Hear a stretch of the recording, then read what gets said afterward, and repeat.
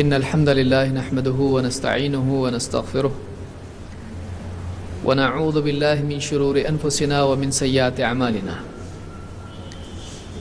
من يهده الله فلا مضل له ومن يضلل فلا هادي له وأشهد أن لا إله إلا الله وحده لا شريك له وأشهد أن محمدا عبده ورسوله أما بعد فإن خير الحديث كتاب الله وخير الهدي هدي محمد صلى الله عليه وسلم وشر الأمور محدثاتها وكل محدثة بدعة وكل بدعة ضلالة وكل ضلالة في النار.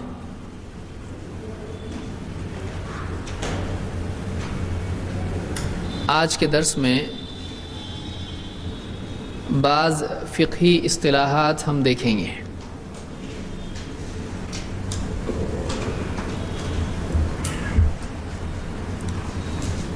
شرعی احکام کی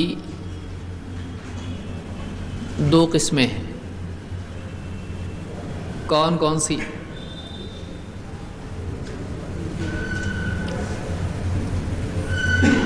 شرعی احکام کی دو قسمیں ہیں.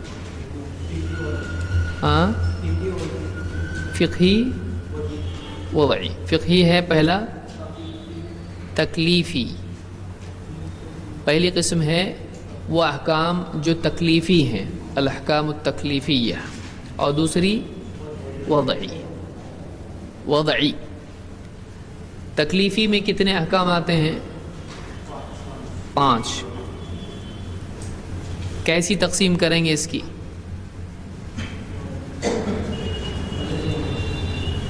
فجر کی نماز وہ ایک مثال ہے، صحیح ہے، لیکن فجر کی مثال کیا ہے؟ فجر کی نماز اگزامپل ہے، مثال ہے، لیکن وہ احکام ان کے نام کیا ہیں؟ واجب، مستحب، محرم، مکروہ، مباح. تو یہ 5 قسمیں ہیں جو تکلیفی احکام کی قسمیں ہیں. تکلیفی احکام کا مطلب کیا ہے؟ تکلیف احکام ہم کیوں بول رہے ہیں اس کو؟ کیا مطلب ہے اس کا؟ کتاب میں نہیں ہے، میں بتایا تھا.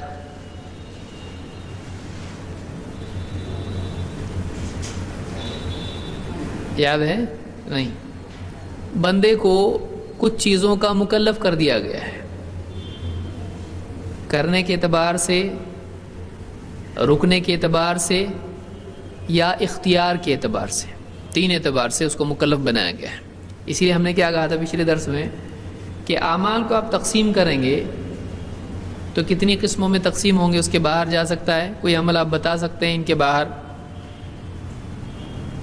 ایک ہی عمل بتا سکتے ہیں آپ جو بے ہوشی میں کیا جائے، جو اس کے باہر جائے گا. جیسے نیند میں بات کرنا، فرض، مستحب، مباح، مکروہ، حرام، کس میں آئے گا؟ وہ مکلف ہے اس حالت میں، تو اس لیے ہم نے اس کو کیا کیا؟ اس کے باہر کیا. سمجھ رہے ہیں بات کو؟ یہ تکلیفی احکام ہیں. کا مطلب کیا ہے؟ بندہ یا تو اس کو کرنے کا حکم ہوگا، ایسا کام جو کرنا چاہیے، اللہ کی طرف سے شریعت اس پر ہوگی کہ اس نے ایسا کرنا چاہیے، یا تو ایسا عمل ہوگا کہ اس سے اس نے بچنا چاہیے، یا پھر ایسا عمل ہوگا جو بندے کو اختیار دیا گیا، کرنا چاہے کر، نہیں کرنا ہے تو مت کر. تو کرنے نہ کرنے کے اعتبار سے 2 قسمیں ہیں، اور تیسری قسم کیا ہے؟ اختیار ہے، چاہے تو کر چاہے تو مت کر. پھر عمل کرنے کے اعتبار سے جو اس کو مکلف بنایا گیا کہ تو نے کرنا چاہیے، یہ 2 قسم کے ہیں. کیسے؟ لازمی طور پر کرنا ہے، یا پھر فضیلت کے طور پر ہے کہ کرے تو بہت اچھا ہے، نہ کرے تو کوئی گناہ نہیں ہے. اور رکنے کے اعتبار سے 2 قسم کے عمل ہیں. لازمی طور پر رکنا پڑے گا، ورنہ گناہگار ہوگا. اور دوسرا کون سا ہے؟ رکے تو بہتر ہے، نہ رکے تو گناہگار نہیں ہوگا، لیکن اچھی بات نہیں ہے، مناسب نہیں ہے، ثواب میں کمی ہوگی. یا رکتا ہے تو ثواب ملے گا. سمجھ میں آ رہی بات؟ تو یہ 5 قسم کے احکام ہیں، طلب کے اعتبار سے یا کف کے اعتبار سے، رکنے کے اعتبار سے، عمل کے اعتبار سے یا رکنے کے اعتبار سے، اور تیسرا ہے اختیار کے اعتبار سے. اس کی مثالیں کیا دیکھی تھی ہم نے؟ پہلے تو ان کے نام کیا ہیں؟ نمبر 1 ہاں والے، کرنے والے اعمال کون کون سے ہیں؟ واجب اور مستحب. نہ کرنے والے جن سے رکنا ہے محرم، یا اس کو کیا کہہ سکتے ہیں؟ حرام. ممنوع اس کو کہا جاتا ہے. دیکھیے واجب کے لیے الفاظ کیا ہیں؟ واجب، فرض، دونوں میں کیا فرق ہے؟ کوئی فرق نہیں ہے. دونوں کے معنی کیا ہوتے ہیں؟ سیم، لیکن کیا؟ لازم. دونوں لازم ہے. واجب، اس کی ایک مثال میں نے دی تھی، کیا ہے وہ؟ جس سے معلوم پڑتا ہے کہ ایک فرض چیز کو واجب بھی کہا جا سکتا ہے. کیا مثال تھی وہ؟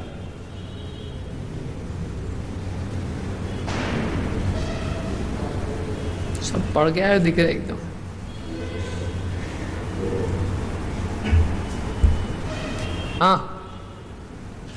واجب اور فرض ایک ہے. اس کی مثال ہم نے کیا دیکھی تھی؟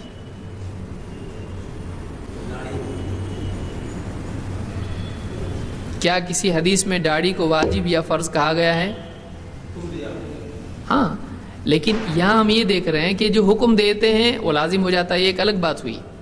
یہاں ہم یہ دیکھ رہے ہیں کہ ایک چیز جو واجب ہے وہ فرض بھی ہے، جو فرض ہے وہ واجب ہے، تو معلوم ہے دونوں ایک ہیں، فرق نہیں ہے. تو ایسی کون سی دلیل ہے جس سے معلوم ہوتا ہے کہ فرض اور واجب ایک ہیں؟ نماز، ان الصلاۃ کانت علی المؤمنین کتابا موقوتا، لکھی ہوئی ہے، تو واجب ہے یا فرض ہے کیسے معلوم پڑا؟ دونوں ایک ہی کیسے معلوم پڑا؟ اس میں لفظ تو آیا ہی نہیں. ہاں وتر واجب ہے، پھر فرض اور واجب میں فرق ہوگا کہ نہیں ہوگا؟ واجب کا لفظ آیا ہے نہ فرض کا آیا ہے، لیکن واجب اور فرض ایک ہے، کہاں ہے؟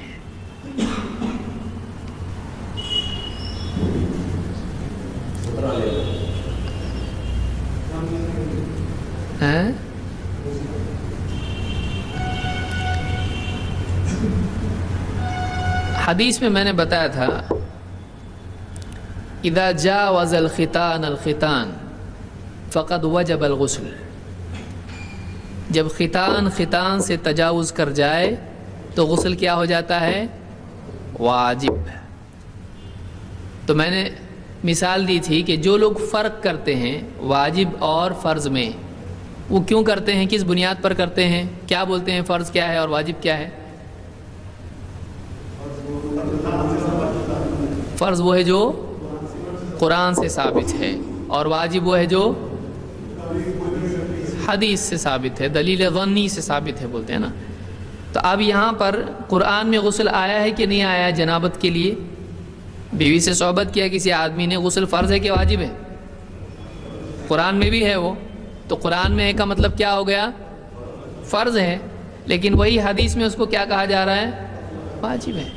تو وہی چیز جو قرآن میں فرض تھی حدیث میں کیا ہو گئی؟ تو کم ہو گئی یا زیادہ ہو گئی؟ ایک ہی ہے، ایک ہی ہے. تو نام ایک سے زائد ہونے کی وجہ سے وہ چیزیں الگ الگ ہو جاتی ہیں؟ ضروری نہیں، الگ ہو بھی سکتی ہیں، ایک بھی ہو سکتی ہیں. جیسے اللہ کے نام میں نے بتایا تھے، اللہ ہے اور الرحمن، یاد آ رہا ہوگا ابھی سب. یا محمد رسول اللہ صلی اللہ علیہ وسلم کے نام ہیں، محمد بھی ہے اور احمد بھی ہے. تو قرآن ہی میں احمد بھی آیا، قرآن ہی میں محمد بھی آیا. تو سمجھ میں آیا کہ واجب اور فرض ایک ہے. پھر واجب ایسا عمل ہوتا ہے کہ جس کا کرنا لازم ہے، تو اس کو امتثالاً اگر آدمی کرتا ہے تو ثواب ملے گا، اور اگر نہیں کرتا ہے تو گناہ ہوگا۔ تو ایسے عمل کو کیا کہیں گے؟ واجب۔ تو بندہ اس کا مکلف ہے، اس کو کرنا، اللہ نے اس پر ذمہ داری ڈالی ہے، کرنا ہے تو نے، چاہے وہ قرآن میں ذمہ داری ڈالی گئی ہو یا حدیث میں۔ اب ہم آئیں گے کہ وہ مثالیں بتاؤ کہ قرآن میں آیا، حدیث میں آیا۔ جیسے مثال کے طور پر اللہ کے نبی صلی اللہ علیہ وسلم نے فرمایا کہ وہ اعف اللحا، داڑھی بڑھاؤ۔ تو یہ کیا ہوا؟ اب حکم ہے یا گزارش ہے؟ حکم ہے، حکم ہے۔ تو اس سے کیا معلوم ہوا؟ یہ کرنا، یہ عمل لازم ہے۔ بلکہ اس کا لازم ہونا اور بھی زیادہ ثابت ہوتا ہے، جس میں آپ نے بھی کہا وخالف المشرکین، وخالف المجوس، مشرکین کی مخالفت کرو، مجوس کی مخالفت کرو۔ تو اس میں علت بھی معلوم ہو رہی کہ مقصود یہ کہ ان سے ہم الگ رہیں، مخالفت کریں۔ تو اور اہمیت اس کی کیا ہو جا رہی ہے؟ بڑھ جا رہی ہے، اس کی اہمیت اور بڑھ جاتی ہے۔ تو واجب جس کا حکم آئے وہ واجب ہوتا ہے، چاہے وہ قرآن میں آئے یا حدیث میں۔ قرآن میں داڑھی بڑھانے کا حکم ہے کہ نہیں ہے؟ ہم نے پورا پڑھا ہی نہیں تو ہم کو معلوم کیسے پڑے گا؟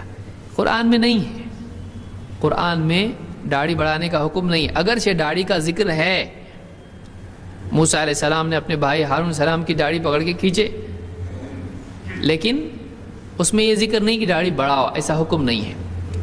اسی طرح سے قرآن میں اور کئی احکام صراحتاً نہیں ہیں۔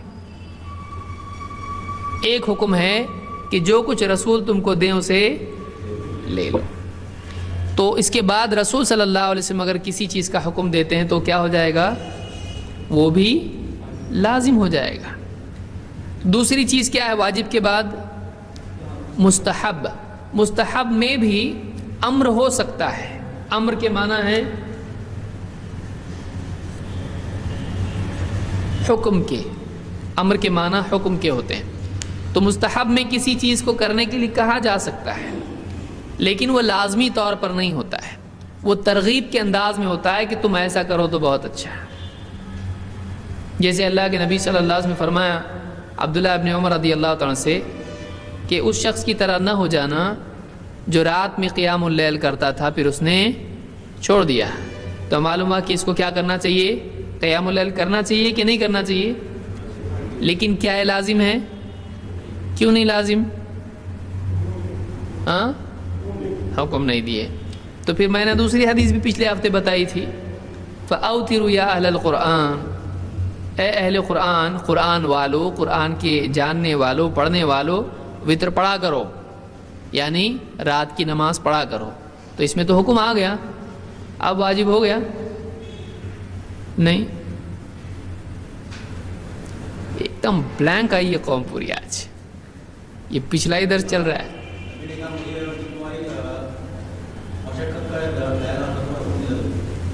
مسواک کا یہاں کون سا مسئلہ ہے؟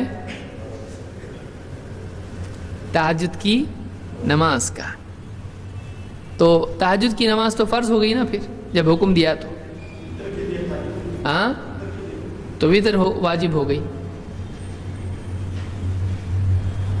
اور میں نے دوسری دلیل بتائی تھی جس سے معلوم ہوا کہ نہیں واجب، وہ کون سی تھی؟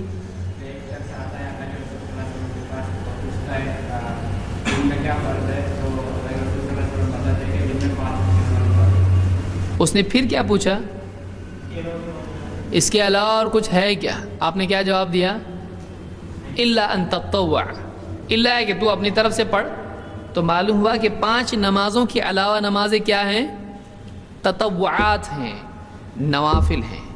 تطوع اس کو کہتے ہیں کہ ایک آدمی اپنی طرف سے کرے، اس پر لازم ہے نہیں ہے۔ اپنی طرف سے کر رہا ہے کا مطلب لازم نہیں ہے، لازم ہوتا تو کرنا ہی پڑے گا اس کو، لیکن یہ اپنی طرف سے کر رہا ہے۔ تو بعض اوقات امر ہوتا ہے، لیکن ایسا کوئی قرینہ ہوتا ہے جس سے معلوم ہوتا ہے کہ یہ لازم نہیں ہے، لہٰذا وہ حکم ترغیبی حکم مانا جاتا ہے، تاکیدی حکم مانا جاتا ہے۔ اور ایک مثال میں نے دی تھی، کون سی؟ سب دعا کر رہے ہیں اللہ یاد دلا دے آج کیا ہو گیا، آج ہم کو بھول گئے سب. آپ پڑھ کے نہیں آئے، لڑ کے آئے کسی سے، کیا ہوا؟ اور ایک مثال کیا تھی؟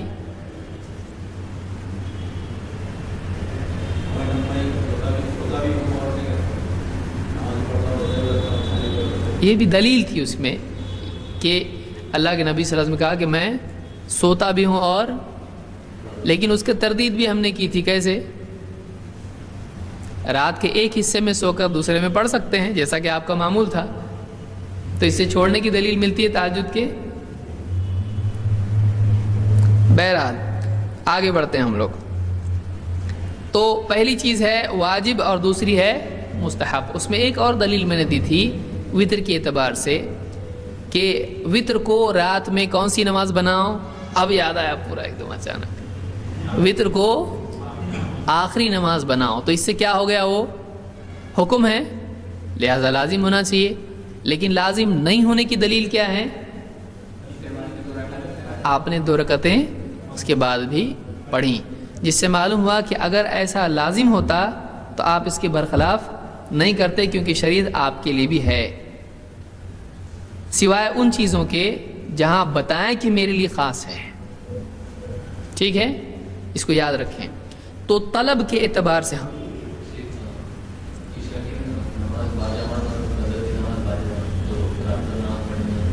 یہ ایک دلیل ہم نے دیکھی تھی کہ کوئی آدمی عشاء کی نماز اور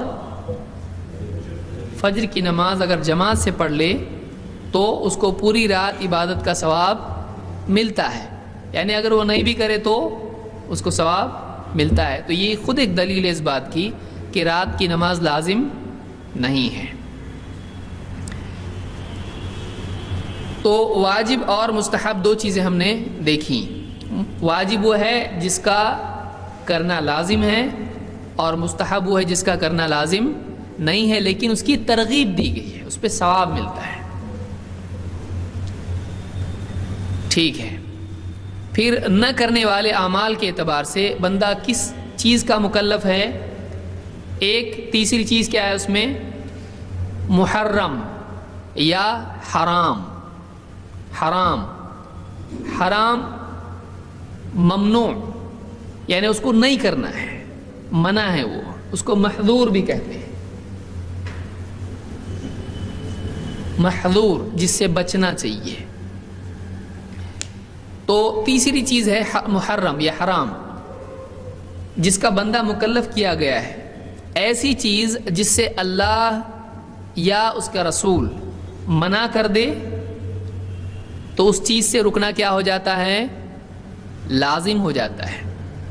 الا یہ کہ اس چیز کے منع کرنے کے بعد اللہ کے نبی صلی اللہ علیہ وسلم نے اجازت بھی دی ہو یا آپ نے خود اس کے برخلاف کیا ہو، اس سے معلوم ہوتا ہے کہ وہ حرام نہیں ہے، اس کی گنجائش ہے. سمجھ میں آیا؟ جس چیز سے منع کر دیں وہ کیا ہو جاتا ہے؟ وَمَا نَهَاكُمْ عَنْهُ فَانْتَهُوا. جس سے تم کو رسول منع کر دیں اس سے رک جاؤ. رک جاؤ کا حکم کس نے دیا ہے؟ تو معلوم ہے رکنا لازم ہے کہ نہیں ہے. دیکھیے یہاں پر جمع کے سوال، جس سے تم کو کون منع کرے اس سے رک جاؤ، تو منع کون کر رہا ہے؟ اور رکنے منع کون کر رہا ہے؟ رسول. اور رکنے کا حکم کون دے رہا ہے؟ تو معلوم ہوا کہ اللہ نے حکم دیا رکو اگر رسول منع کرے تو یہاں پر حرمت ثابت ہوئی کہ نہیں ہوئی؟ کیونکہ اللہ منع کرے تو مسئلہ ہی نہیں ہے نا. لیکن اللہ نے کیا کہا؟ جس سے رسول منع کر دے تو اس سے کیا کرو؟ رک جاؤ. تو یہ حرام ثابت ہوتا ہے. جب رسول منع کر دیں تب بھی رکنا ہے، اور اللہ منع کر دے تب بھی رکنا ہے، تو وہ حرام ہے. لیکن کبھی رکنا اس اعتبار سے ہوتا ہے کہ لازمی طور پر رکنا ہے، اور کبھی کیا ہوتا ہے؟ لازم نہیں ہے، نہ کرو تو بہتر ہے، نہ کرو تو بہتر ہے. جیسے بے وجہ مسجد میں ٹہلنا کیا ہے؟ اچھا ہے؟ مسجد میں آتے ہی ٹہلنا شروع کرنا چاہیے. اچھی چیز ہے کہ نہیں ہے؟ مناسب نہیں. اس سے لوگوں کو خلل پیدا ہوگا، لوگوں کو ڈسٹربنس ہوگا، ہو سکتا ہے کسی کی نماز خطا کر دے. تو نماز سب لوگ آ رہے ہیں مسجد میں، چل رہے ہیں، بس کیا ہے مناسب ہے؟ نہیں ہے۔ مسجد کس چیز کی جگہ ہے؟ ٹہلنے کی ہے؟ عبادت کی جگہ ہے۔ حدیث میں کیا ہے؟ یہ اللہ کے ذکر کی جگہ ہے، تلاوت کی جگہ ہے، نماز کی جگہ ہے۔ تو یعنی مسجد میں کیا کرنا چاہیے؟ عبادت، اور اس کے علاوہ وہ چیزیں جو نبی صلی اللہ علیہ وسلم سے ثابت ہیں۔ لیکن بے وجہ ایک آدمی مسجد میں ٹہل رہا ہے، یہ مناسب ہے؟ تو کیا یہ حرام ہے؟ سمجھ میں؟ حرمت کے لیے کیا چاہیے؟ دلیل چاہیے اس کے لیے۔ تو اللہ کے نبی صلی اللہ علیہ وسلم سے جو ثابت ہے اس کے برخلاف، جس کا اہتمام آپ نے کیا، اس کے برخلاف عمل کرنا یہ پسندیدہ چیز نہیں ہے۔ مثال کے طور پر تہجد پڑھنا کچھ دن اور اس کے بعد کچھ چھوڑ دینا، یہ کیا ہے؟ اچھا ہے کہ برا ہے؟ ایک آدمی تہجد پڑھتا تھا پھر چھوڑ دیا اس نے پڑھنا، تو یہ اچھا ہے یا برا ہے؟ اچھا ہے نا، چھوڑا نا، اچھا، نیند مل رہی ہے اس کو، کتنی پیاری پیاری نیند، میٹھی میٹھی۔ تو تہجد کا اہتمام کرنے کے بعد اس کو چھوڑ دینا حرام ہے؟ حرام نہیں ہے۔ اللہ کے نبی صلی اللہ علیہ وسلم نے منع نہیں کیا اس شخص کی طرح نہ ہو جانا جو رات میں تہجد پڑھا کرتا تھا، عبادت کرتا تھا، پھر اس نے چھوڑ دیا، تو منع کیے کہ نہیں؟ بول رہے کیا بولنا اب سمجھ میں نہیں آ رہی، یہ کون سا درس ہے نیا ہی، پہلے کے اچھے تھے درس۔ اللہ کے نبی صلی اللہ علیہ وسلم نے منع کیا ہے اس سے، تو تہجد کا چھوڑنا حرام ہے کہ نہیں ہے؟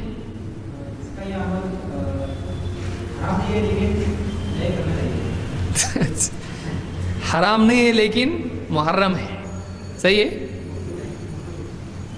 مکروہ ہے۔ کیسے مکروہ ہے؟ حرام کیوں نہیں ہے؟ کمپلسری نہیں ہے، سمجھ میں آ رہا ہے؟ اگر وہ لازم ہوتا تو اس کا چھوڑنا کیا ہوتا؟ حرام۔ اگر وہ لازم ہی نہیں ہے تو گناہ کیسے ہوا؟ جیسے ایک آدمی، حرام کا کیا ہوتا ہے؟ حرام کی ڈیفینیشن میں ہم نے کیا دیکھا؟ اس کا ارتکاب، اس کو کرنا گناہ ہوتا ہے کہ نہیں ہوتا ہے؟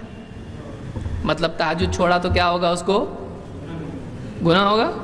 نہیں ہوگا، کیونکہ تہجد فی نفس ہی لازم ہے نہیں ہے، تو جب نہیں پڑھے گا تو گناہ ہوگا؟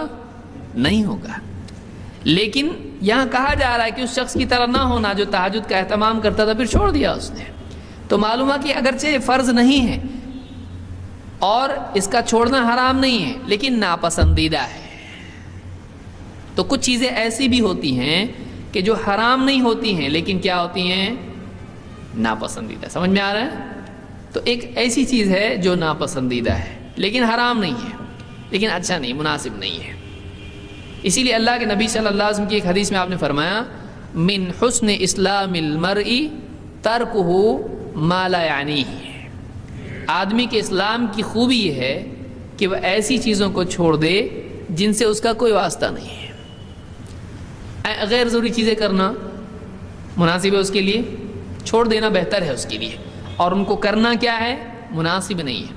اب اگر وہ حرام ہے تو گناہ ہوگا، حرام نہیں ہے تو مناسب نہیں ہے، بہتر نہیں ہے۔ سمجھ میں آ رہی بات؟ تو ایسی کچھ چیزیں ہوتی ہیں کہ جو حرام نہیں ہوتی ہیں لیکن ناپسندیدہ ہوتی ہیں، ناپسندیدہ ہوتی ہیں۔ تو ایسی چیزوں کو کیا کہتے ہیں؟ مکروہ۔ مکروہ کے معنی کیا ہیں؟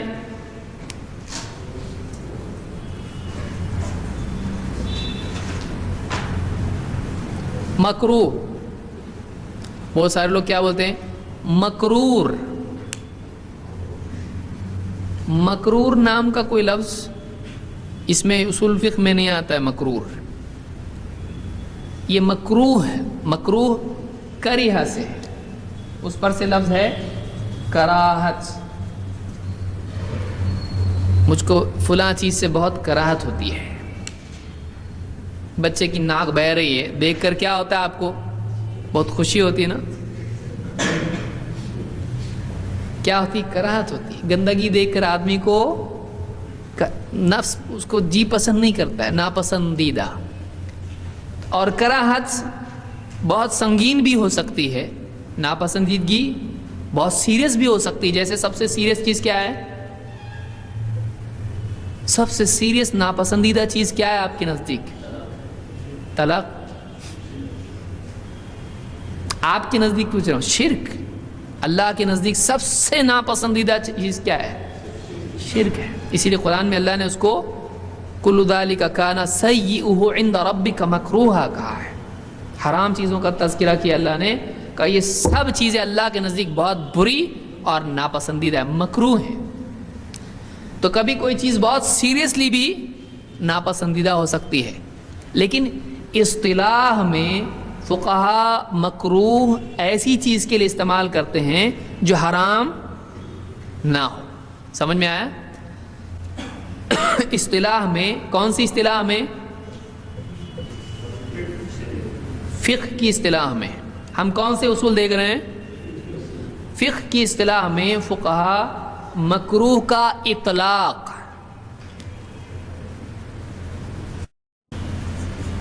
یہ طلاق نہیں ہے، اطلاق، اپلیکیشن، اس کو رکھنا ہے اس کے اوپر. تو مکروہ کا لفظ استعمال کس چیز کے لیے کرتے ہیں فقہا؟ ایسی چیز کے لیے جو حرام تو نہ ہو لیکن کیا ہو؟ ناپسندیدہ ہو. ناپسندیدہ ہو.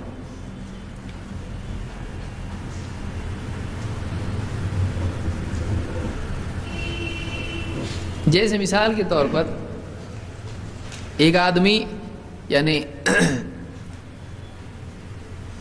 بارہا پیٹ بھر کے کھائے اور ڈکار لے. پیٹ بھر کے کھانا حرام ہے کہ نہیں؟ نہیں، پیٹ بھر کے کھانا حرام نہیں ہے، لیکن ناپسندیدہ ہے. ایک دم فل کھا رہا آدمی، ناپسندیدہ ہے، لیکن حرام بھی نہیں ہے، حرام نہیں ہے وہ. اسی لیے ابو ہریرہ رضی اللہ تعالیٰ نے آپ نے دودھ پینے کے لیے دیا، پی پی پی، اتنا پیے کہ آپ بالکل نہیں پی سکتا. یعنی کتنا پیے؟ تو آپ پھر بھی پی بول رہے ہیں. اگر حرام ہوتا تو کیا کہتے؟ فل نہیں پینا، کیونکہ وہ حرام ہے. لیکن آپ کیا کہتے چلے گئے؟ پی. تو انہوں نے آخر میں کہا کہ اس سے زیادہ میں نہیں پی سکتا، بالکل ایک دم سیر ہو گیا. تو سیر یہ حرام ہے؟ نہیں ہے.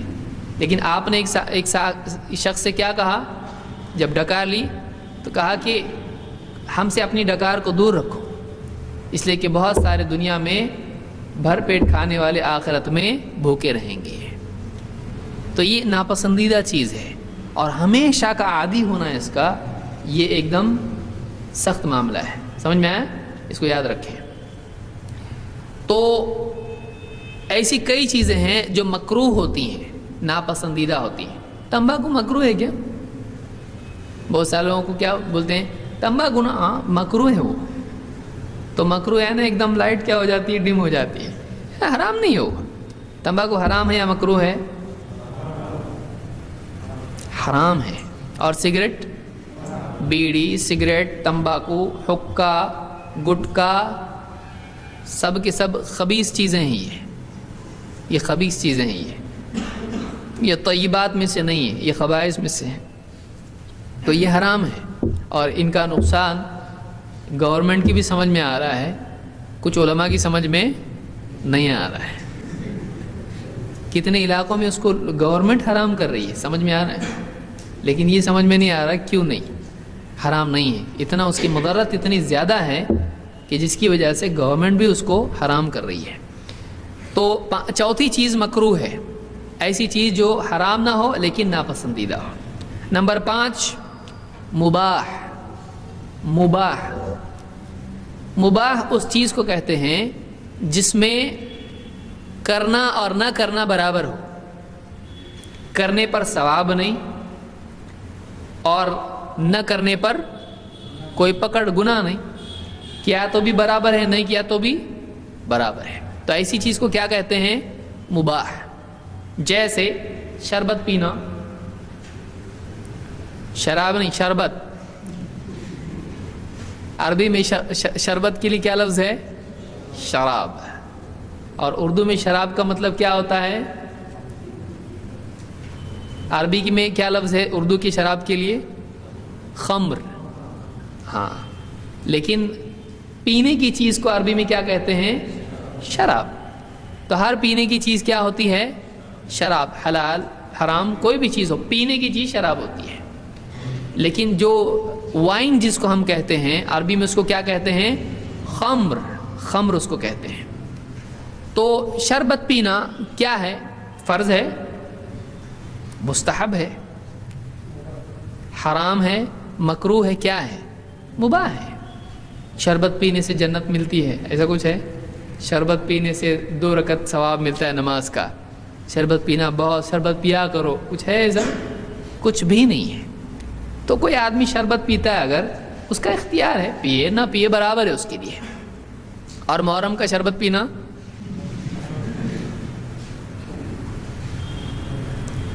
تو ایسی چیز جو مباح ہو فی نفسی ہی، اگر اس میں کوئی ایسی چیز جڑ جائے جس میں خیر کا پہلو ہو تو وہ خیر کی طرف چلی جاتی ہے، اس کو دھکا دو ادھر خیر کی طرف چلی گئی، اور اگر اس سے شر کا پہلو جڑ جائے وہ اپنی طرف اس کو کھینچ لیتا ہے۔ مثال کے طور پر انگور خریدنا کیا ہے؟ کوئی حدیث ہے آپ نے پڑھی انگور خریدا کرو اس میں جنت ملتی ہے، سیدھا مکہ، کچھ ہے ایسا؟ نہیں کچھ بھی۔ ایک آدمی انگور خرید رہا ہے، اس کے گھر پہ مہمان آ رہے ہیں اور وہ چاہتا ہے کہ مہمان کی میزبانی کرے اور ان کو فرحت ملے، تو انگور خریدنا کیا ہوا؟ کیوں؟ اس کی اچھی نیت کی وجہ سے۔ تو انگور خریدنا اس کے لیے اب کیا ہوا؟ خیر بن گیا۔ کیوں؟ اس لیے کہ مہمان کا اکرام کیا ہے؟ نیکی ہے کہ نہیں؟ حدیث میں ہے کہ مہمان کی یعنی تکریم کرنا، جو اللہ اور آخرت پر ایمان رکھتا ہے وہ کیا کرے؟ فَلْيُكْرِمْ ضَيْفَهُ، وہ اپنے مہمان کا اکرام کرے، اور مہمان کی پسند کے لیے اس کے لیے خاطر تواضع کرنا ہے کیا ہے؟ مستحب ہے۔ تو چونکہ وہ اس نیت سے کر رہا ہے تو اب کیا ہو گیا؟ وہ عمل مباح کا مستحب ہو گیا۔ اور اگر انگور خرید رہا ہے جھوم برابر جھوم شرابی کے لیے، انگور کی شراب بنا کر مہمان کو پلائے گا، تو اب مہمان نوازی نہیں کر رہا ہے وہ، تو اب بھی تو ثواب ملنا چاہیے نا، کیونکہ مہمان نوازی کیا ہے؟ مستحب ہے نا۔ وہ کیسی چیز سے مہمان نوازی کر رہا ہے؟ جو حرام ہے۔ تو اب اس نیت سے انگور خریدنا اس کے لیے نیکی ہے، گناہ ہے یا جائز ہے؟ گناہ ہے، کیونکہ اس کی نیت کیا ہے؟ نیت غلط ہے اس کی۔ حدیث میں اللہ کے نبی صلی اللہ علیہ وسلم نے کیا فرمایا؟ جب 2 مسلمان تلوار نکال کر آپس میں آمنے سامنے کھڑے ہو جاتے ہیں لڑنے کے لیے، تو قاتل اور مقتول دونوں جہنم میں۔ اذا التقى المسلمان بسيفيهما فالقاتل والمقتول في النار، جب 2 مسلمان آپس میں آمنے سامنے تلوار لے کے کھڑے ہو جائیں تو قاتل مقتول دونوں کیا ہیں؟ جہنم میں۔ صحابہ نے پوچھا اللہ کے رسول، قاتل تو سمجھ میں آتا ہے، مقتول کیسے جہنم میں؟ آپ نے فرمایا وہ بھی تو اپنے ساتھی کو قتل کرنے کا حریص تھا، انه كان حريصا على قتل صاحبه، وہ بھی تو اپنے ساتھی کو قتل کرنے کے لیے حریص تھا۔ تو اس کی محض نیت کی وجہ سے مقتول ہونے کے باوجود بھی وہ جہنم میں گیا۔ تو نیتوں سے اعمال میں فرق آتا ہے، اور یعنی ایک آدمی کے اسباب مقصود کی وجہ سے حکم لے لیتے ہیں، یہ آگے ہم جب قواعد فقہیہ کریں گے تو اس میں اور تفصیل سے انشاءاللہ دیکھیں گے۔ یعنی ایک آدمی، اب اس کو سمجھیے کہ ایک واجب ہے، وہ کسی ایسی چیز پر ٹکا ہوا ہے جو واجب نہیں ہے۔ مثلا ایک آدمی کے نماز کا وقت ہو گیا اور نماز کے لیے وضو کرنا کیا ہے؟ لازم ہے۔ بغیر وضو کی نماز ہوتی ہے؟ نہیں ہوتی ہے۔ اب پانی کہیں بھی نہیں ہے، پانی نہیں ہے، اور ایک آدمی کھڑا پانی کی بوتل بیچ رہا ہے، پانی خریدنا کیا ہے؟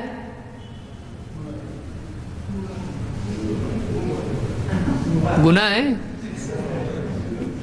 کیا ہے؟ مباح ہے۔ پانی کی بوتل دے رہا ہے وہ لینا مباح، اس کی ضرورت ہے.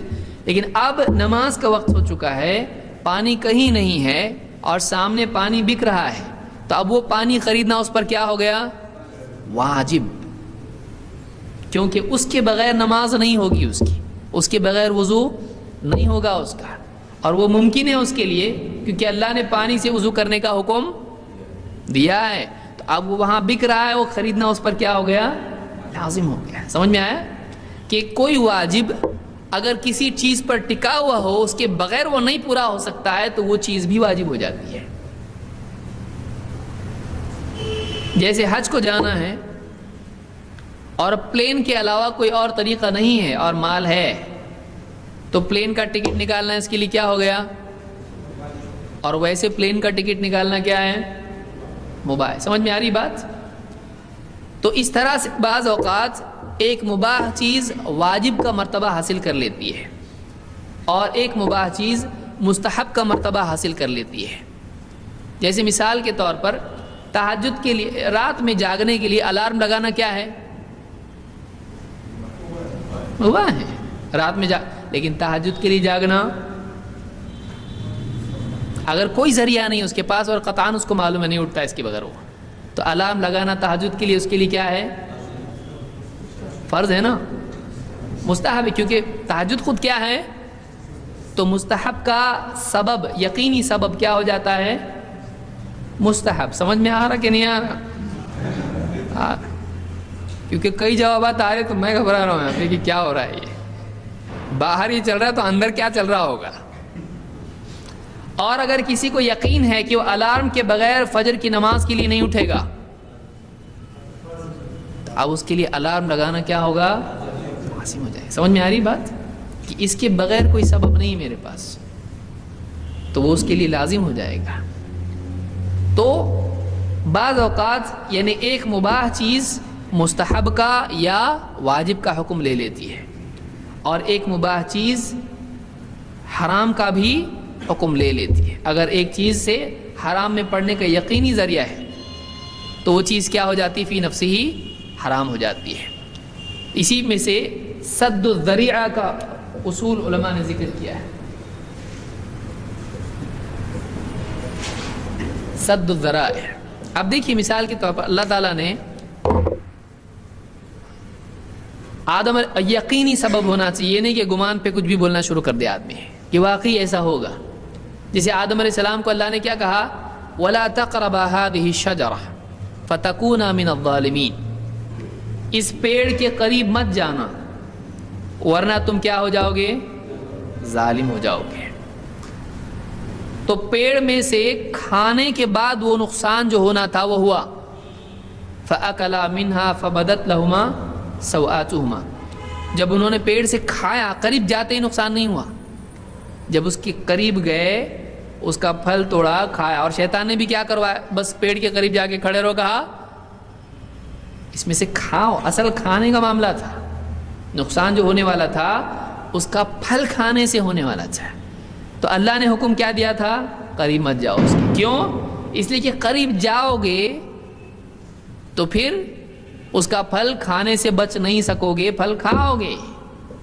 تو کیا کیا گیا؟ قریب ہی مت جاؤ.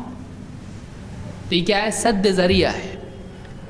جیسے جہاں ایک مرد اور ایک عورت اکیلے ہوتے ہیں، تیسرا کون ہوتا ہے؟ تو ان کا اکیلا رہنا ہی کیا کر دیا گیا؟ منع. کیونکہ اس کے ذریعے سے ایک بڑا گناہ زنا وغیرہ بھی ہو سکتا ہے.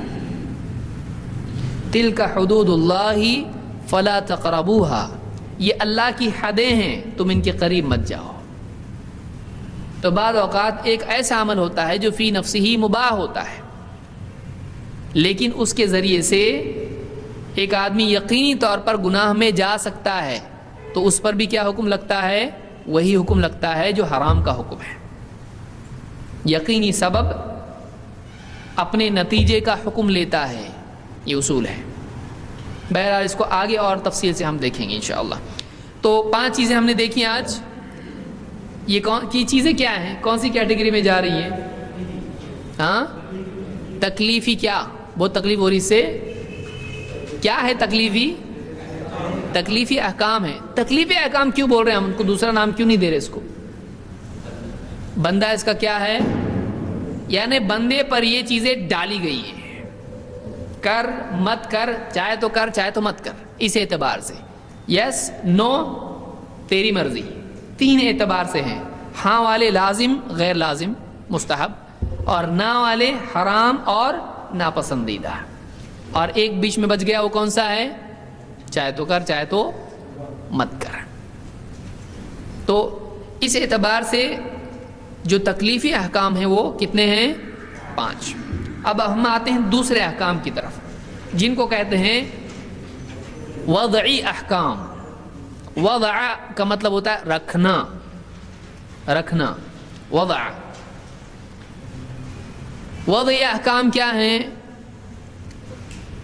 کائنات میں اللہ تعالیٰ نے کچھ چیزیں ایسی رکھی ہیں جن سے کچھ احکام جوڑے ہیں.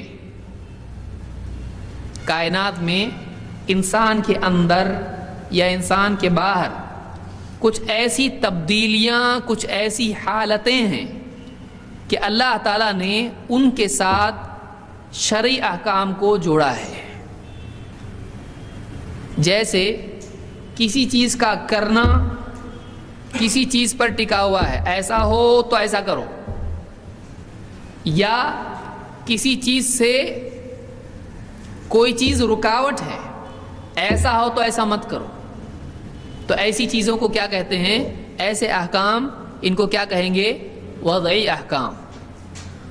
اس میں 4 چیزیں ہوتی ہیں: شرط، مانع، صحت، فساد.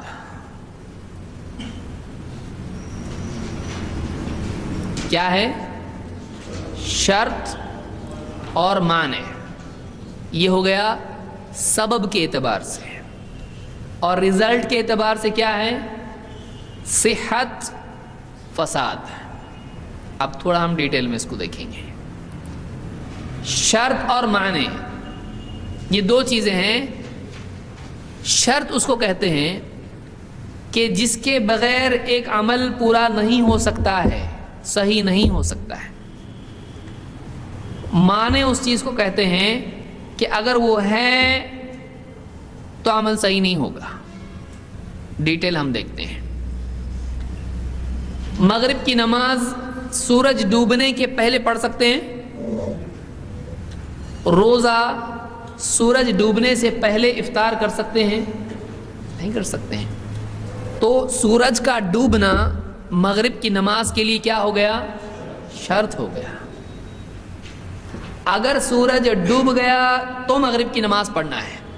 اگر نہیں ڈوبا اور پڑھا اس نے، نماز کیا ہو جائے گی؟ فاسد ہوگی. فاسد بگڑنا، صحیح نہیں ہونا.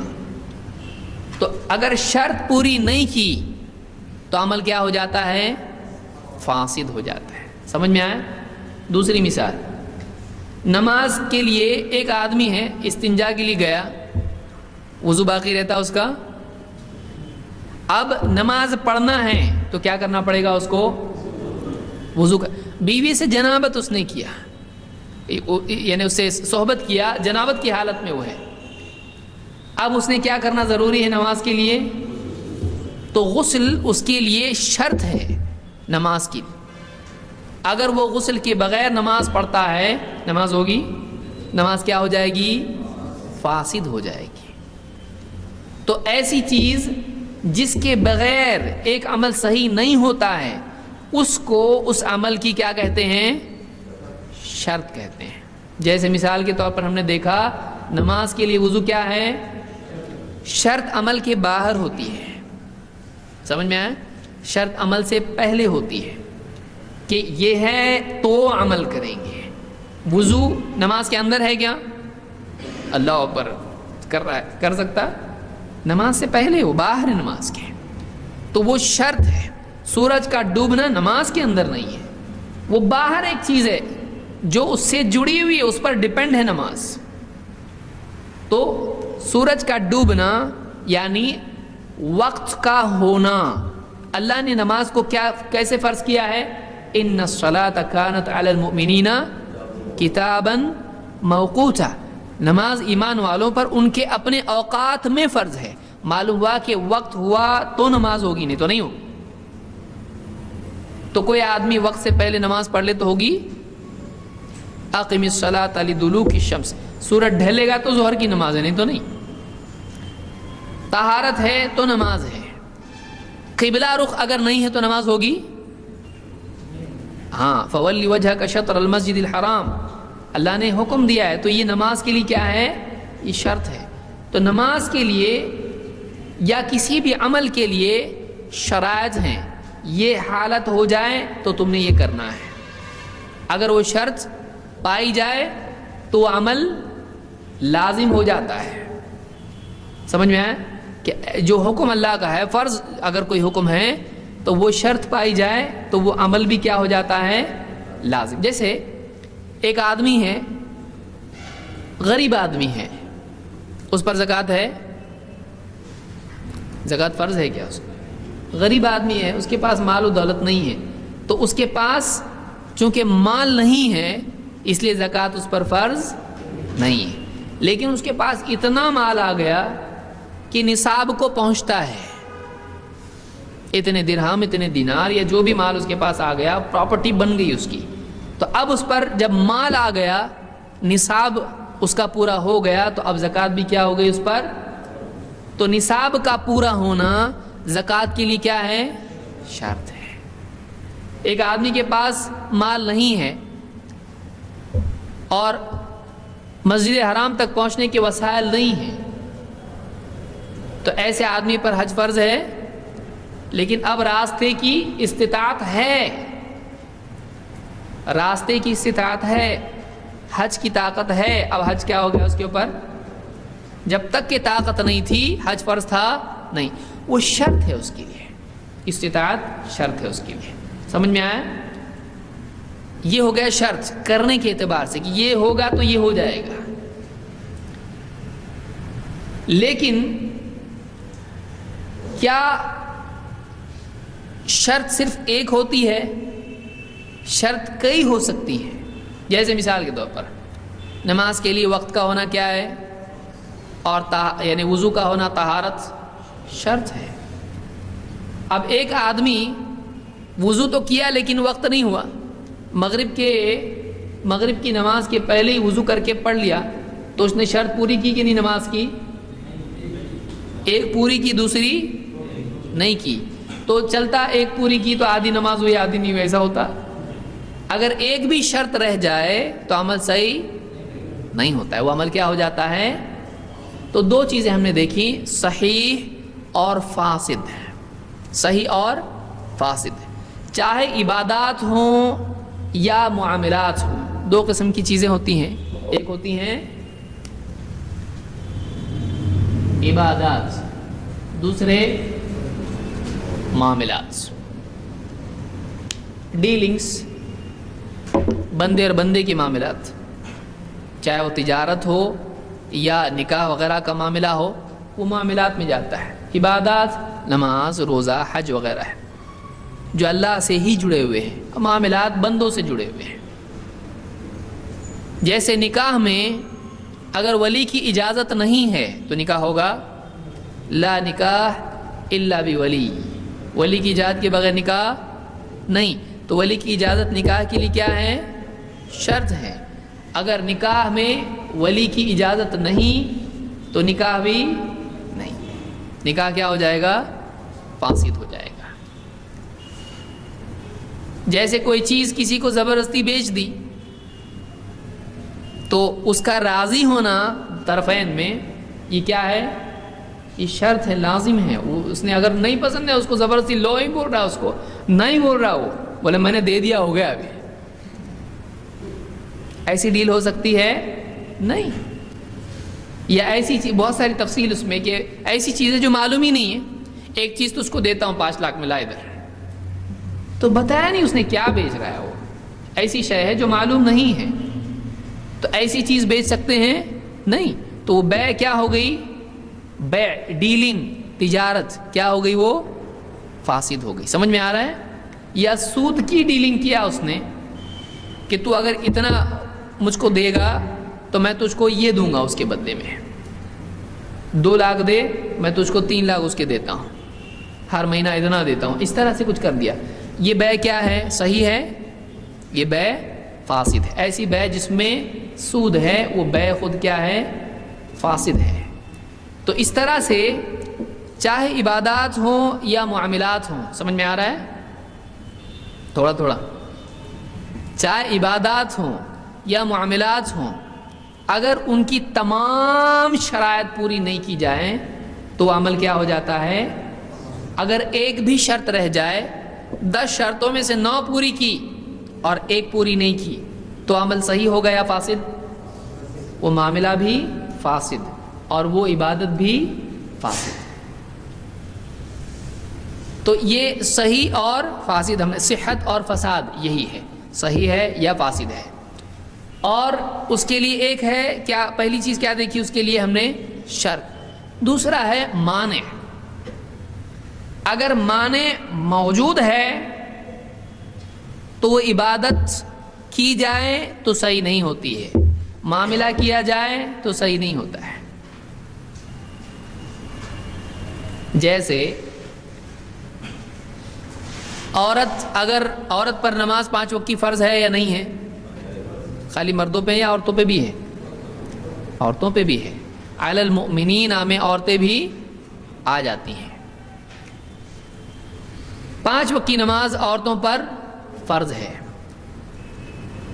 اگر عورت حیض کی حالت میں ہو تو فرض ہے یا مستحب یا مباح؟ مباح ہے نا, پڑھنا نہ پڑھنا برابر ہے, ایسا ہے؟ حرام ہے اس کے لیے. اسی لیے آپ نے کیا فرمایا حضرت عائشہ سے, کیا ایسا نہیں ہے کہ عورت جب حیض کی حالت میں ہوتی ہے تو نہ وہ نماز پڑھتی ہے نہ روزہ رکھتی ہے, مطلب نہیں پڑھتی ہے.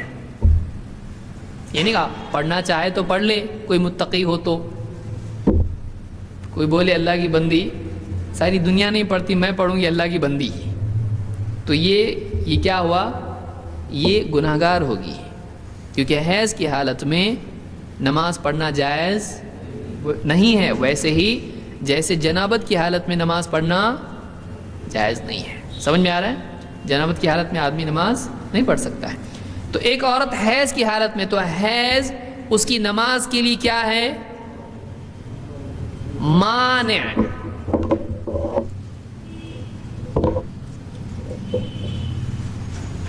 بہت زیادہ ہو رہا نا.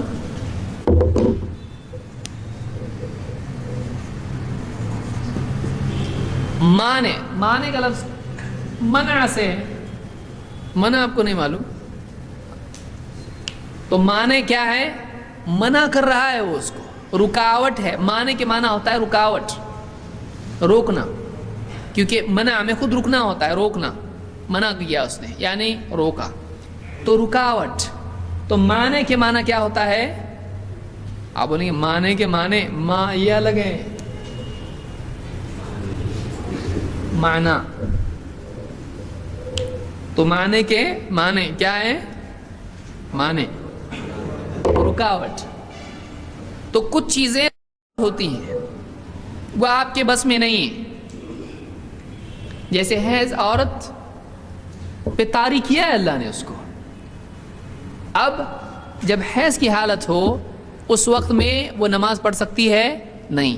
جب تک کہ وہ حالت پائی جائے گی وہ نماز نہیں پڑھ سکتی. تو وہ حالت اس کی نماز میں کیا ہے؟ رکاوٹ ہے, یعنی مانع ہے. آدمی جنابت کی حالت میں ہے, بیوی سے تعلق قائم کیا یا احتلام اس کو ہوا, اب کیا وہ نماز پڑھ سکتا ہے؟ نہیں. کب تک نہیں پڑھ سکتا ہے؟ جب تک کہ غسل نہیں کر لیتا. غسل کرنے کے بعد پڑھ سکتا ہے, لیکن غسل نہیں کیا ہے تو اس کے لیے وہ جنابت کیا ہے؟ نماز سے مانع ہے. تو کچھ ایسی کنڈیشنز, کچھ ایسی حالتیں ہوتی ہیں وہ آدمی کے عمل میں کیا ہو جاتی ہیں؟ رکاوٹ ہو جاتی ہیں. اس کو کیا کہتے ہیں؟ مانع. مانع کی موجودگی میں کیا ہوا عمل فاسد ہوتا ہے. سمجھا؟ اور شرط پائی نہیں جاتی ہے تو کیا ہوا عمل؟ شرط پوری نہیں ہوئی، عمل کیا ہوا؟ اور معنی ہے اور عمل کیا ہوا؟ سمجھا؟ دونوں میں فرق سمجھا؟ تو صحیح فاسد اور شرط اور معنی. تو یہ کچھ چیزیں میں سمجھتا ہوں کافی ہمارے لیے، بہت زیادہ ہو جائے گا، ریپیٹ کرتے ہیں ہم لوگ اس کو. کچھ لوگوں نے الحمدللہ، کیونکہ سر پھٹنے کے قریب تھا، ابھی سمارا ہی نہیں، کان میں سے ٹپک رہا ہے پورا. احکام کی کتنی قسمیں ہیں؟ 2. کون کون سی؟ تکلیفی اور وضعی. ووضعنا عنك وزرك. وضع. تکلیفی احکام کتنے ہیں؟ کون کون سے؟ ترتیب آپ کے اوپر ہے، آپ جیسے چاہے. آپ پازیٹیو 0، نیوٹرل آپ اس کو کہیں، پھر نیگیٹو آپ کر سکتے ہیں. یعنی کبھی ایسا ہوتا ہے بولنے کے اعتبار سے علماء اس کو الگ الگ طریقے سے بیان کرتے ہیں. جیسے کہیں گے واجب، اس کے بعد مستحب، اس کے بعد مباح، اس کے بعد مکروہ، اس کے بعد حرام. تو یہ کیا ہوگا؟ ایک دم لازم. لیکن یہ کیسا؟ یا تو ٹھیک اچھا ہے، نہیں کیا تو کوئی بات نہیں. اب یہ کیا ہے؟ نیوٹرل، 0، یس بھی نہیں نو بھی نہیں. یہ کیا ہے؟ تھوڑا نہیں کیا تو بہت اچھا. اور یہ کیا ہے؟ نہیں، بالکل نہیں. تو آپ ایک دم لازم کرنے سے نہیں کرنے کی ایکسٹریم تک چلے گئے. ایسا بھی آپ کر سکتے ہیں. کبھی ایسا ہوتا ہے کہ پہلے ان دونوں کو بیان کیا، پھر ان دونوں کو بیان کیا، پھر مباح کو بیان کیا. یس نو اور پھر یس نو. جیسا چاہے کرنا ہے کرو، نہیں کرنا ہے مت کرو، اختیار. تو اس میں کوئی یہ نہیں ہے کہ آپ کس ترتیب سے بولتے ہیں، لیکن جس ترتیب سے بھی آپ بولتے ہیں اس کو یاد رکھیں کہ یہ کیا ہے. تو کتنے احکام؟ تکلیفی، واجب، مستحب، مباح، مکروہ اور حرام. تو ایک دم لازم کرنا سے لازم بچنا تک آپ گئے. اسکیل آپ کا اس طرح سے پازیٹیو سے نیگیٹو کی طرف گیا، بیچ میں نیوٹرل آیا تھا، پھر آپ نیگیٹو پہ چلے گئے. یہ اس طرح سے بھی علماء ذکر کرتے ہیں. دوسرے احکام، دوسرے کون سے احکام؟ وضعی. وہ کیا ہیں؟ شرط، معنی، صحت اور فساد. شرط اور معنی ہے، اس کے نتیجے میں کیا پیدا ہوتا ہے؟ صحت اور فساد. شرط کیا ہے؟ کون بتائے گا؟ شرط ہے نا، شرط یعنی وہ شرط. شرط کیا ہے؟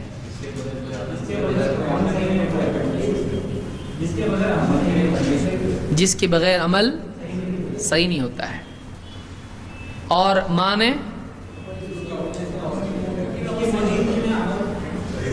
جس کے ہوتے ہوئے، جس کی موجودگی میں عمل. عمل کتنے قسم کے یہاں پر ہم نے دیکھے؟ 2. کون کون سے؟ صحیح فاسد. لیکن کون سے قسموں میں یہ دونوں چیزیں آتی ہیں؟ اعمال کی 2 تقسیم ہم نے دیکھی، دونوں میں صحیح اور فاسد ہوگا. کیا ہے وہ؟ عبادات اور عبادات کی مثال کیا دیکھی ہم نے؟ اور معاملات کی شادی. شادی کا مطلب خوشی ہوتا ہے. مہمان نوازی، کیا مہمان نوازی ہم نے دیکھا تھا اس میں؟ وہ پچھلی تقسیم میں تھا. معاملات میں ہم نے کیا دیکھا؟ نکاح اور بزنس معاملات میں آتا ہے. جیسے ہم نے مہمان کا دیکھا، اس سے کیا سمجھ میں آ رہا ہم کو؟ ایک اصول، مہمان سے کیا یاد ہے آپ کو؟ مہمان اچھے رہتے ہیں، اچھے نہیں رہتے. ہاں، این باہر جانے کے وقت میں آتے، کھاتے وقت میں آتے مٹھائی. ہاں، مہمان مباح میں آتے ہیں، آئے تو بھی چلتا، آنے آئے تو بھی چلتا ہے ہی نہیں. آنا برابر ہے. کیا مکروہ ہے؟ ارے کیا آگے پھر دیکھو، کچھ لے کے آئے تو مستحب ہے، کیسا ہے؟ مہمان کے بارے میں کیا دیکھا ہم نے؟ ہاں انگور لے کے آئے،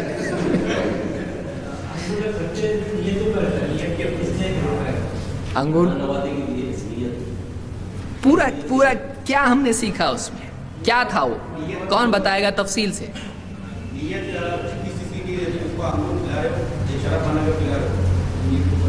انگور کھلا رہے یا شراب بنا کے پلا رہے؟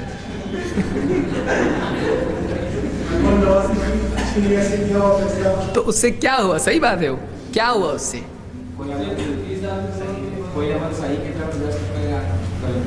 فی نفس ہی انگور خریدنے کے بارے میں حکم لگا رہے تھے، ہم پلانے کے بارے میں یا کھلانے کے بارے میں نہیں، سمجھ رہے ہیں؟ انگور کھلانا مہمان کو کیا ہے؟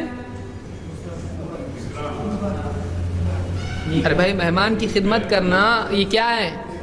مستحب ہے، اس پر سے ہم نے خریدنے کا حکم لیا تھا۔ انگور خریدنا کیا ہے؟ مباح ہے، لیکن انگور مہمان کو کھلانے کی غرض سے اگر خرید رہا ہے تو مہمان کو کھلانا کیا ہے؟ وَيُطْعِمُونَ الطَّعَامَ عَلَى حُبِّهِ، اللہ نے کہا نا کھلاتے ہیں۔ افضل الاسلام اطعام الطعام، سب سے افضل اسلام کھانا کھلانا ہے۔ تو یعنی کھلانا یہ اسلام کے افضل ترین اعمال میں سے ہے، کیونکہ وہ سخاوت ہے اور سلام کا عام کرنا ہے، اس لیے کہ سلام کا عام کرنا کسی کے لیے خیر خواہی ہے اور اس کو شر سے بچانا ہے اپنے، اس میں اثبات ہے خیر کا عطا کرنا ہے، اس میں شر سے بچانا ہے، نہ صرف خود اپنے شر سے بچانا بلکہ اس کو مستقلاً شر سے بچنے کی دعا کرنا اس کے لیے، تو اس میں رکنا ہے۔ تو انگور خریدنا یا کچھ بھی خریدنا کھانے کی چیز فی نفسی وہ کیا ہے؟ مباح ہے، لیکن چونکہ مہمان کے اکرام کی غرض سے خرید رہا ہے تو اس پر کیا حکم لگے گا؟ جیسے چھری ہے، چھری خرید رہا ہے مارکیٹ میں، اچھی چھری خرید رہا ہے ایک دم، کیوں خرید رہا ہے؟ مرغی لا کے اس کو ذبح کرنا ہے اور مہمان کو کھلانا ہے، تو گوشت اس کو کھلانے کے لیے پھل کاٹ کے کھلائے گا اس کو، اچھے سیب چھیل کے کھلائے گا اس کو، اچھا، تو چھری خریدنا کیا ہو جائے گا؟ اور اگر مہمان کو ہی کسی کا کام تمام کرنا ہے، اگر اس کے لیے چھری خرید رہا ہے کسی مسلمان کے قتل کے لیے، تو چھری خریدنے پر حکم کیا لگے گا؟ حرام لگے گا۔ سمجھ میں آ رہا ہے؟ تو بعض مباحات کبھی مستحب کا درجہ لے لیتے ہیں اور کبھی حرام کا درجہ۔ کیا مباح چیز فرض کا درجہ لے سکتی ہے؟ لے سکتی؟ کیسے؟ وضو یا وضو؟ دونوں میں فرق ہے۔ وضو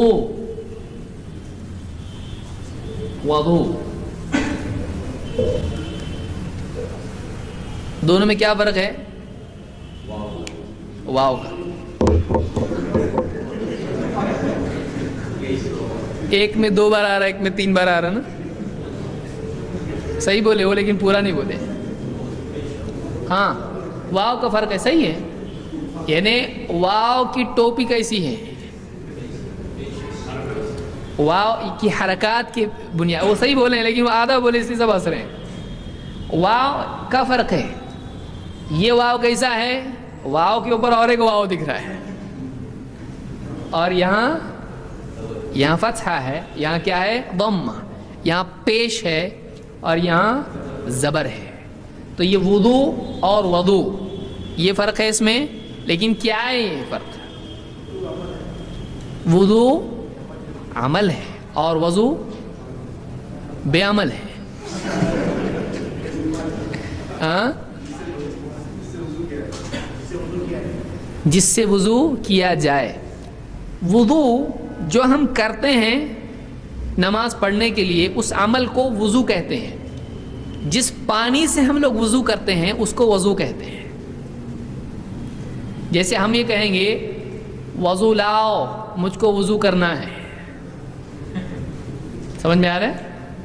تو وہ جو پانی ہے وہ اس پانی کو کیا کہتے ہیں جس سے وضو کیا جاتا ہے؟ وضو. وضو. اس لیے آپ صلی اللہ علیہ وسلم کے بارے میں حدیث میں ہے آپ کا وضو اور مسواک رات ہی میں آپ کے گھر والے رکھ دیا کرتے تھے.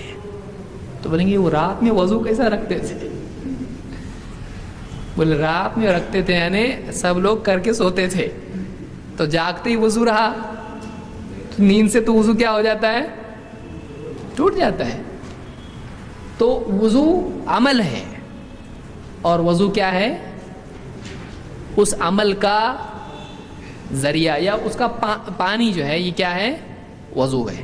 اور صفائی کا عمل سمجھ میں آئے؟ دیکھیے اتنا عربی زبان ایسی ہے, ایسے بہت سارے فرق تھوڑے اس کی. جیسے بہت سارے لوگ کیا بولتے ہیں میرا کام آج درس مکمل ہو گیا. مکمل ہے وہ, مکمل نہیں ہے. مکمل اور مکمل میں کیا فرق ہے؟ میم کا.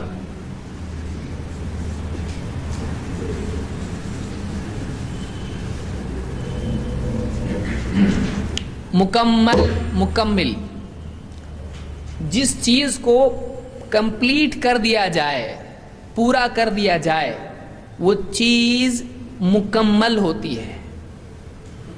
مفعول ہے وہ, فاعل مفعول. اور جو اس چیز کو پورا کرتا ہے اس کو مکمل کہتے ہیں. تو درس مکمل ہوا, وہ درس مکمل کرنے والا کون ہے؟ اس کو مکمل کہیں گے. سمجھ میں آیا؟ تو اس اعتبار سے بہرحال وضو پہ سے نکلا تھا یہ. تو وضو اور وضو میں یہ فرق ہے. تو وضو کے بارے میں کیا دیکھیں ہم نے؟ وضو اچھا رہتا. ہاں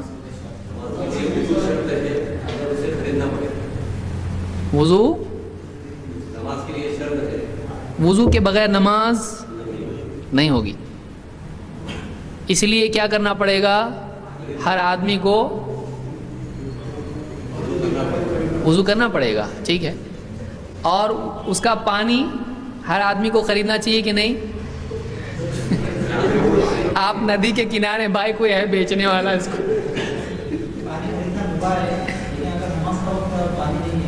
ہاں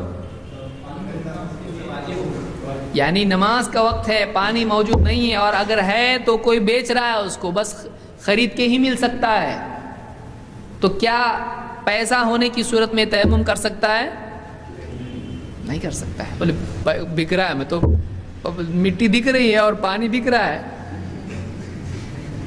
تو فری زیادہ اچھا نا. تو اس کے لیے کیا ہوگا؟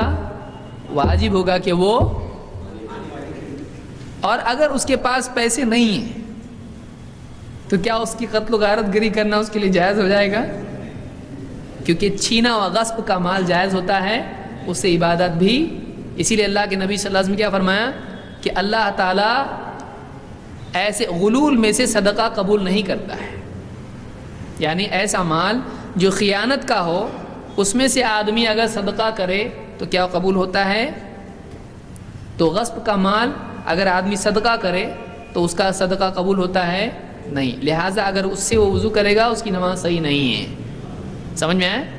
چھینے ہوئے پانی سے کسی کا قبضہ کر کے مار پیٹ کے لا پانی ادھر پی رہا ہے, میں نماز پڑھ رہا ہوں, نہیں, آپ کے لیے جائز نہیں ہوگا. ہاں آپ مانگ کے لے سکتے ہو اس سے. بہرحال تو یہ کچھ چیزیں ہم نے دیکھی. تو معلوم ہوا کہ کوئی بھی چیز اس وقت تک کہ صحیح نہیں ہوتی ہے جب تک کہ اس کی تمام شرائط پوری نہ ہو جائیں اور تمام موانع ہٹ نہ جائیں. ایک معنی ہو سکتا ہے ہٹ جائے, دوسرا نہیں ہٹا, تو عبادت صحیح ہوگی. جیسے کوئی آدمی جنابت کی حالت میں تھا, غسل کیا, نماز پڑھ سکتا ہے کہ نہیں؟ غسل کر کے باہر آیا, ہوا نکلی اس کی, تو اب نماز پڑھ سکتا ہے اس غسل سے. تو اس کی جنابت تو گئی لیکن اس کا وضو نہیں ہے, تو اب اس کو وضو کرنا پڑے گا. اب نماز نہیں پڑھ سکتا ہے جب تک کہ وضو نہ کرے. سمجھ میں آئے؟ تو تمام موانع اس کے ہٹنا چاہیے. تو اس کی حدث کی حالت جب تک کہ نہیں ہٹتی ہے نماز نہیں پڑھ سکتا ہے. یہ تھوڑا شروعات میں آپ کو مشکل لگے گا، لیکن یہ آپ کو جب سمجھ میں آئے گا تو واقعی آپ کو شرعی احکام میں بہت تحقیقی اعتبار سے لذت محسوس ہوگی کہ برابر آپ کیٹیگرائز کر سکتے ہو اس کو. نہیں تو کیا بول رہا، کون بول رہا، کچھ سمجھ میں نہیں آئے گا آپ کو. لیکن یہ تفسیر آپ کی سمجھ میں جب آ جاتی ہے تو آپ کو کیٹیگرائز کرنا بہت آسان ہو جاتا ہے. آج کے لیے اتنا ہی ظلم کافی ہے. انشاءاللہ مزید باتیں اگلے درس میں ہم دیکھیں گے.